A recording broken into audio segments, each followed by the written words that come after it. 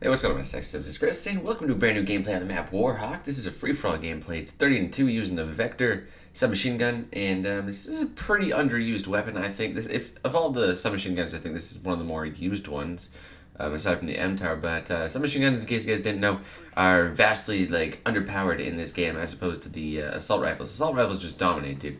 And really, in this gameplay, I kind of realized how you're supposed to use a sub in this game, or how they intended it. And I'm not sure if they're going to be nerfing assault rifles at all or whatever. I've heard of pro players saying they're going to take out Stalker and things like that, which basically means assault rifles are going to suck unless you're just going to camp. Just means you can't be as versatile with them.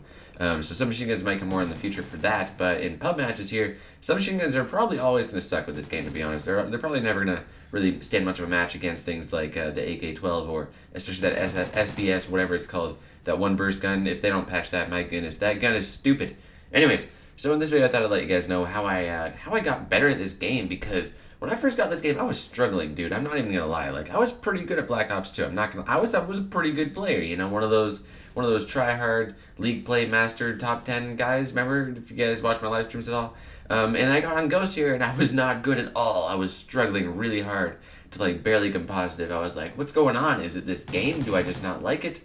It just was not going with me. I was not in my mojo. Anyway, since then I've decided to hop in and try a little free-for-all. And free-for-all is my savior for this game. Free-for-all is the thing that's really keeping this game fun for me and actually enjoyable. Because when you're playing games like Domination or Team Deathmatch, it's very team-reliant. And I like to play solo a lot of the time, as I'm sure some of you guys might as well. And as you guys know, that means you're relying on your teammates to not suck. And I don't mean to sound like a dick, but sometimes my teammates, well, they don't really know what they're doing, you know, and I'm sure you guys could probably relate to that. Anyways, free-for-all, it's all up to you, man. I mean, it's all on you. So if you suck, you suck. It's not your team. There's no one you can blame. There's really nothing you can do. So you just kind of, you know, it's just better. That's just what really helped me. I decided to try out free-for-all a little bit here. And since then, actually, even my domination game has stepped up because I've learned a lot from just playing free-for-alls. So one of the things that I've learned from this in specific in this class, this is my first time trying this class. First of all, it's my first time using a sub, and this is one of the smaller maps in this game, believe it or not. It's not that small of a map. Actually, this really isn't that bad. This is a pretty ideal-sized map. I like this map. Yeah, this is a smaller map. So I decided, if I'm going to use a submachine gun, unless I manage to pick up an assault rifle like I do here, I'm going to be sticking to the tight corners and walls and whatever, you know. Kind of patrol an area where you know people are spawning around. Don't camp. You don't see me camping. Like right here, I'm standing, and you might call this camping, but I am looking over the majority of the map right now. Like, I am trying my best to find somebody. That's really all I'm doing when it looks like I'm camping. I'm just waiting to try to find somebody, because I'm one of those players that just hates not doing anything. I could not stand, sitting still for a minute. And, dude, somebody in this game, you're gonna see in a minute here, gets the highest kill streak. I don't even know what it's called. But it just drops rockets, 24/7. You have no chance of survival if you step out there.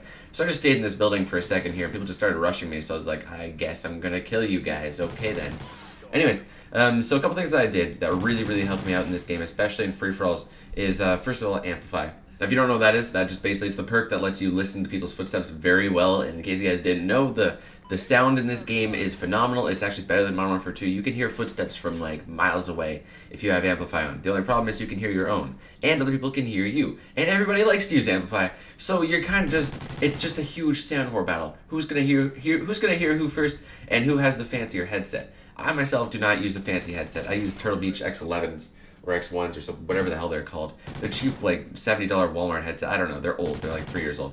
I decided I'm not going to get a nice headset until the Xbox One comes out, because there's no point buying a really nice one for the 360 if it's not going to work for the One. I've heard that the new Astros will, but you need a new compatible cable. It's just complicated. I'm just not going to do it. Anyways, so yeah. So what you want to run with what I run in this with my Amplified perk is as well as Dead Silence, which means you won't be able to hear your own footsteps. Well, actually, you kind of can if you really crank your headset up a little bit, but it really helps out.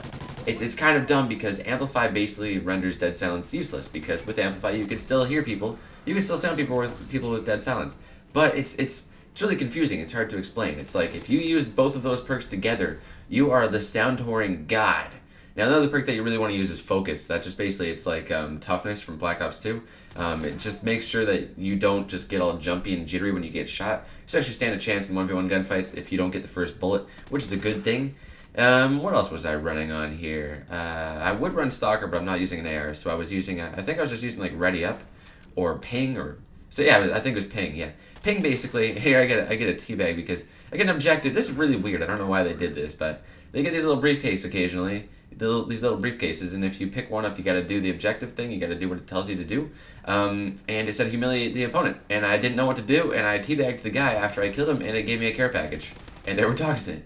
It's like, okay, so this is how that works. That's good.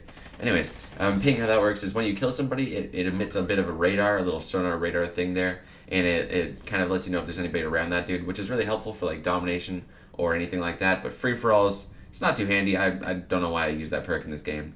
Probably forgot to change or some crap, but regardless, yeah, so submachine guns can actually work for you in your favor in this game if you just stick to tight corners, like I said. And if you're struggling in this game like I was, be sure to try something that's not dependent on your teammates doing well as well. So maybe try something like a free-for-all, for example, or a different game type or a different gun. Just try to switch it up because I did that, and now all of a sudden I'm actually pretty good at this game. So hopefully you guys enjoyed the video. Leave a like if you did. Aside from that, guys, thank you for watching. See you next time. Bye.